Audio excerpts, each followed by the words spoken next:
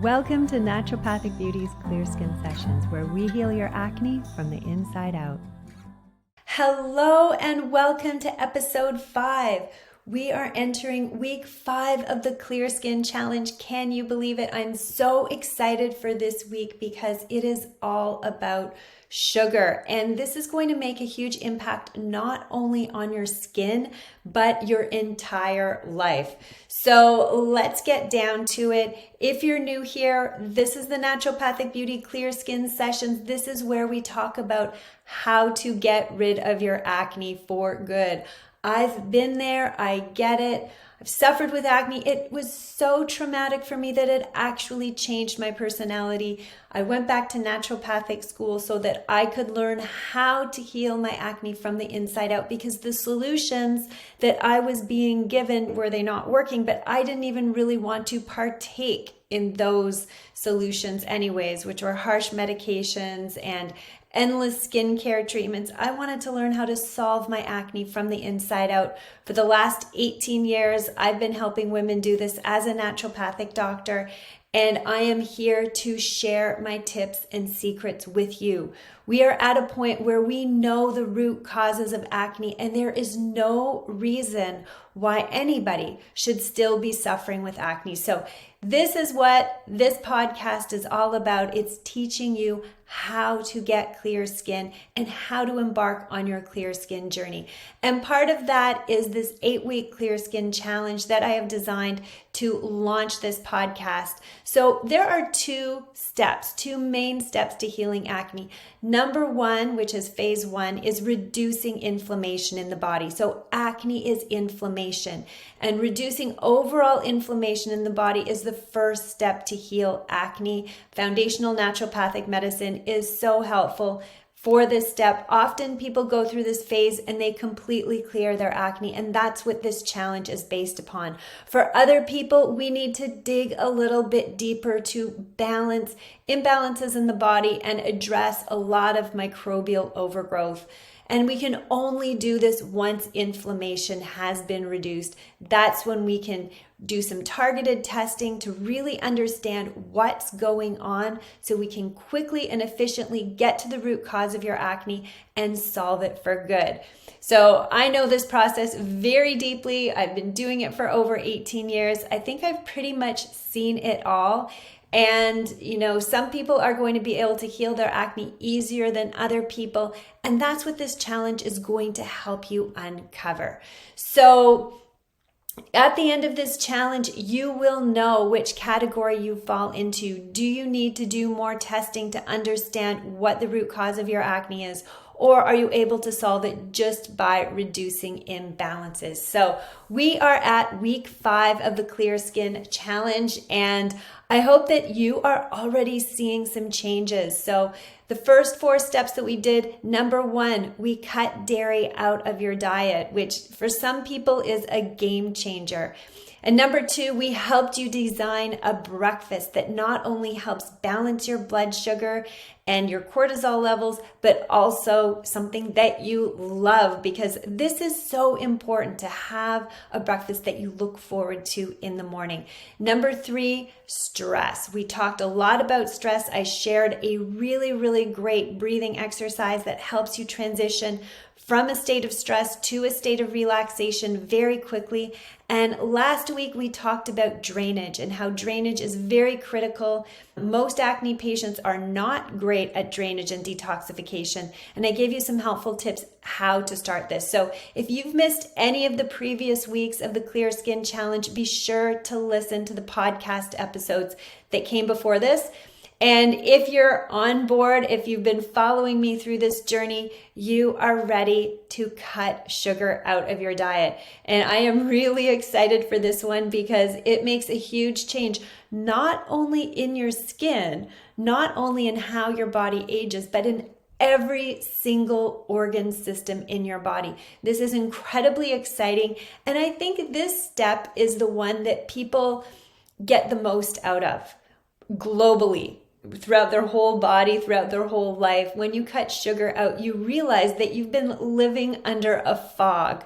And that's exactly what I call it, because once you cut sugar out, all of a sudden things become far clearer. Your body's clearer, your mind's clearer, you feel more energized. It just seems like your entire body is lifted out of some deep sleep or something. So that's why I love this step so much.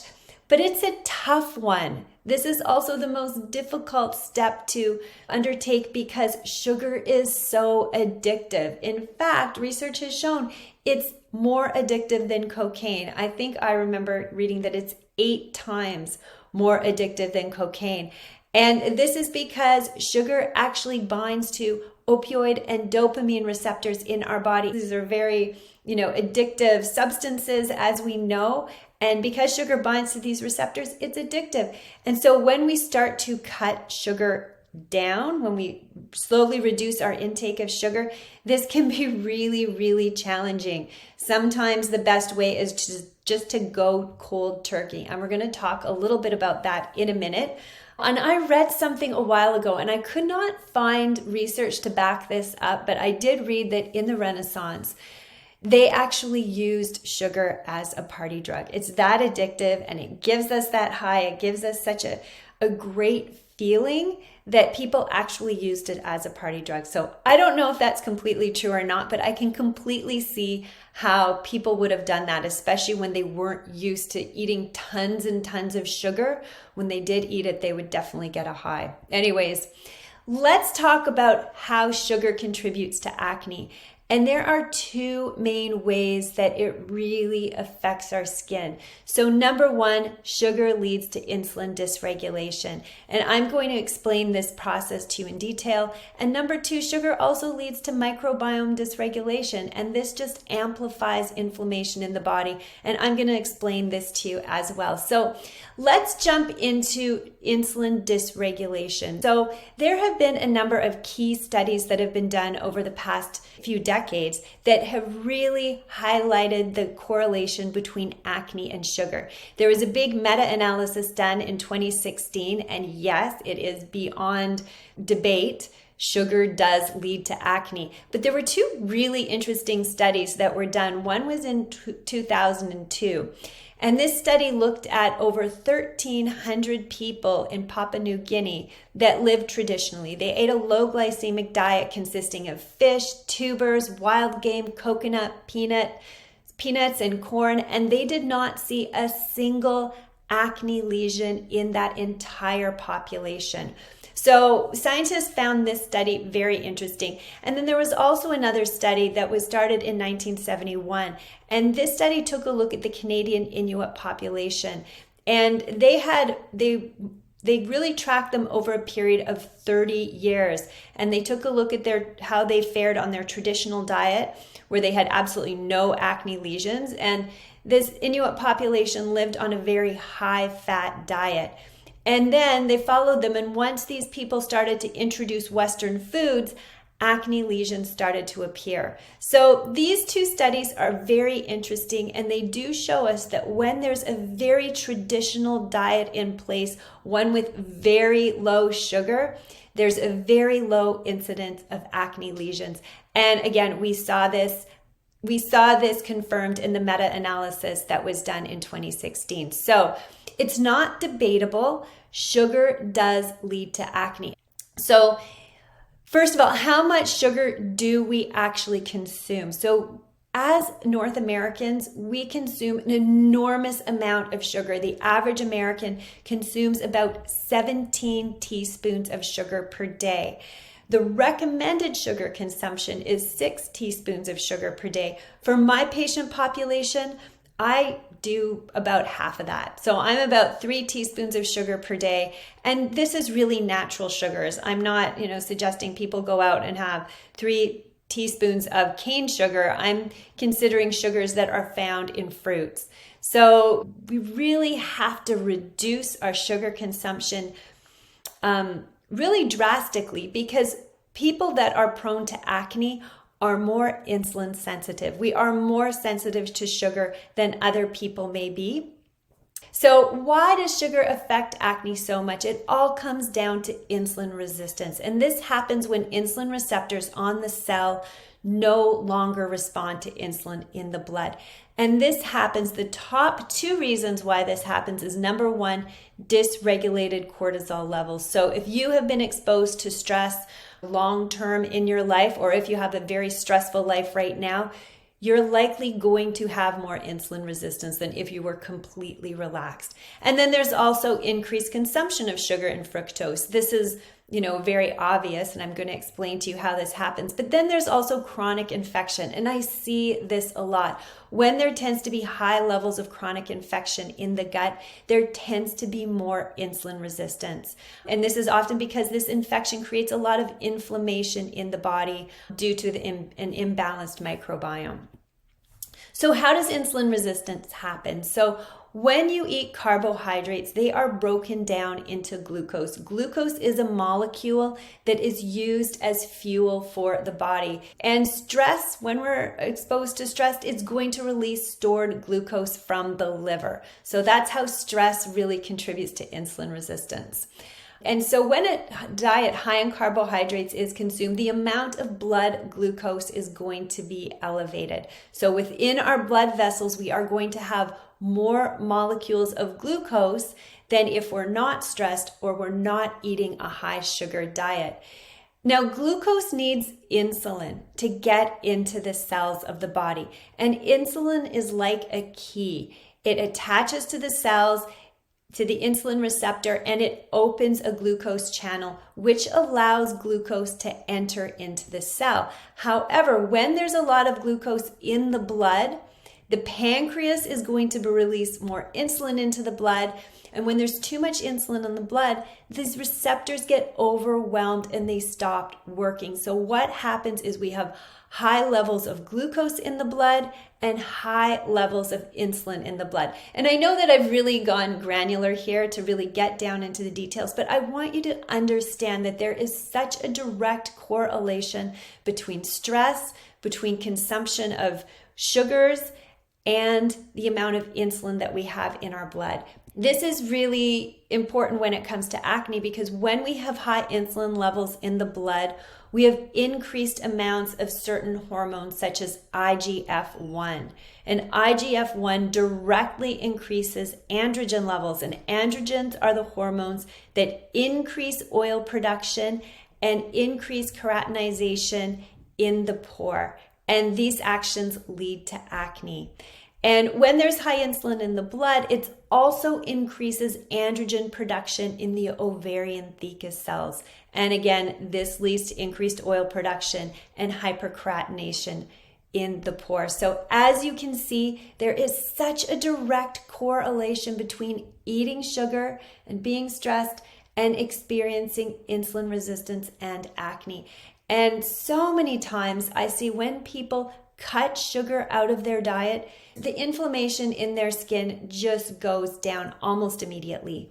It's a real immediate fix. So this is actually really exciting because this is a tool that you can implement in your life quite easily. It's very inexpensive. It's something you can do right this moment. You don't have to order any special supplements or anything. Something you can do to get really drastic results when it comes to your skin. So how do you know if you actually have an insulin imbalance, if this is something that applies to you? So often people that have insulin imbalances, they tend to feel dizzy, angry, anxious, nauseous. They get a headache if they miss a meal or if they eat a meal too high in sugar. They tend to have low energy, migraines, hormonal imbalances. Sometimes you can see accumulation of fat around the midsection, difficulty falling or staying asleep, you can experience fatigue, difficulty concentrating, maybe a diagnosis of PCOS, eczema, skin tags, and of course, acne. So there's a lot of symptoms that can indicate that insulin is imbalanced in the body. So let's talk about the second way that sugar can lead to acne, and that is by dysregulating the microbiome. So research shows us that when we consume a lot of sugar, we increase a type of bacteria called proteobacteria in the gut, and we decrease a very beneficial phyla of bacteria called Bacteroidetes. And this upsets the balance of the microbiome. It creates more inflammation in the body and also reduces the integrity of the gut lining, which can lead to leaky gut. This promotes toxemia in the body and inflammation and metabolic dysregulation. So everything always comes together in the gut, and we have to remember that acne is inflammation. When there's inflammation in the gut, if you are prone to acne, you are going to experience acne. And this also ties back to how the microbiome can make you more prone to insulin dysregulation as well. So everything in the body is all connected. And I think that's one thing we really want to remember, that when there's an imbalance in the microbiome, it's going to reflect on insulin regulation as well. All systems, they're so interrelated. And that's why when I see patients and they come to me and they have multiple conditions that seem to be unrelated, often when I address the root cause of acne, often all these other conditions seem to miraculously solve themselves, because when I solve that root cause of imbalance, everything else starts to balance in the body. And it's actually a very, very beautiful thing to see how harmonized the body really is when we give it what it needs and when we take away those things that are really leading to inflammation in the body. So the bottom line is, if you have gut issues, you want to avoid sugar. Absolutely, definitely don't even question it. So if there's constipation, if there's diarrhea, if there's a lot of bloating, if there's heartburn, if there's nausea, avoiding sugar is one of the main things that you want to do to help balance out your body. Okay, so at the beginning of this episode, I mentioned that sugar is very addictive because it binds to dopamine receptors, because it binds to opioid receptors. And this means that it's not easy to completely quit sugar. Somebody with very, very strong willpower may be able to do this quite easily. Just say, okay, that's it. I'm not eating sugar again. And they won't. But for many of us, that's not the case. And, I've worked with many people that have given up sugar. And I really find that the best way to do it is to prepare, to get your mind ready, to know that you're doing it, get some alternatives to sugar prepared, and then just do it cold turkey. This is the only way to do it, but you have to have a plan.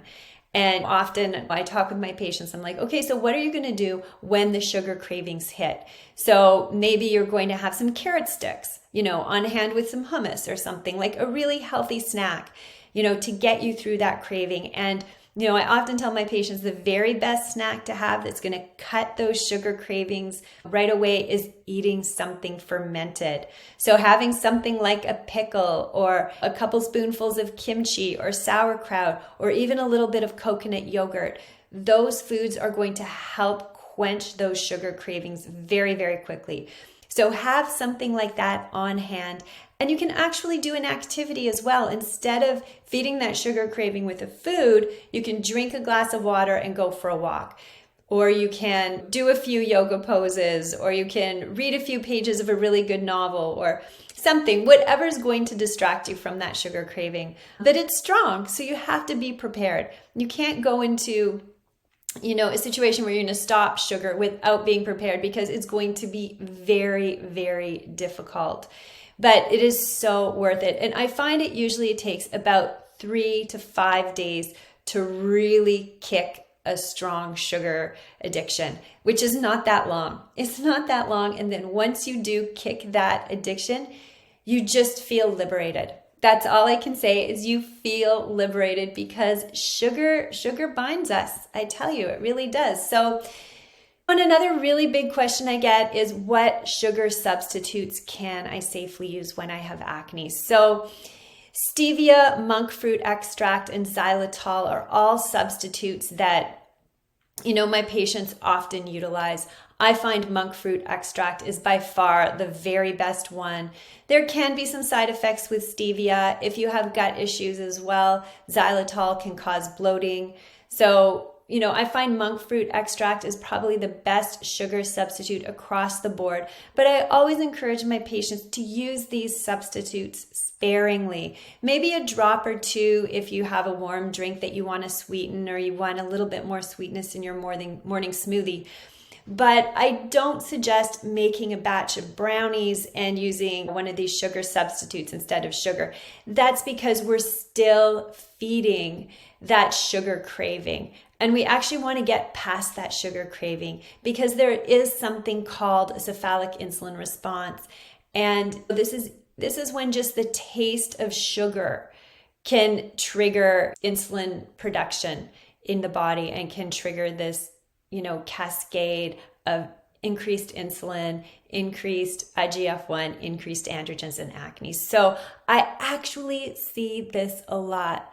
I see patients, they try different sugar substitutes, things are still a little inflamed, and when they cut down on their sugar substitute use, there's actually a lot of relief in their acne. So I really do suggest that you use these sugar substitutes very sparingly when you really need them and when you can really enjoy them. And another question I get a lot is, what fruits should you eat when you're cutting out sugar? So fruits have so many benefits, and I never ever suggest that anybody just cut fruits out completely. However, some fruits are much higher in sugar than others, and tropical fruits I find can be very triggering for people with acne, such as mangoes, pineapples, bananas. These fruits are very, very high in sugar. So, I usually ask my patients to hold off on those fruits until we've cleared the skin. Then you can eat them in, light moderation moving forward. But the fruits that I find are very helpful for my patients, number one, berries. I know berries technically aren't a fruit, they're their own class, but it's my favorite class. I love berries. Berries are amazing. And then also northern fruits, such as apples, such as pears, nectarines, apricots. These fruits, they're still high in fructose, but they're not as high as some of the tropical fruits, and they don't tend to be as triggering. Now, you don't want to go overboard on fruit consumption either. I usually recommend fruit consumption only once or twice a day. And when you do eat fruit at this point in the healing stage, I do not recommend eating it on its own, either after a dinner or with a handful of nuts or maybe an apple and some almond butter, or put your berries in a smoothie with some protein powder, just to avoid any glucose spikes. Or fructose spikes. So, fruit is still good. There's so many benefits to eating fruit, but when we're really trying to re-regulate metabolism and insulin levels and heal the microbiome and potentially eradicate any overgrowth, really keeping fruit to a minimum is very, very helpful.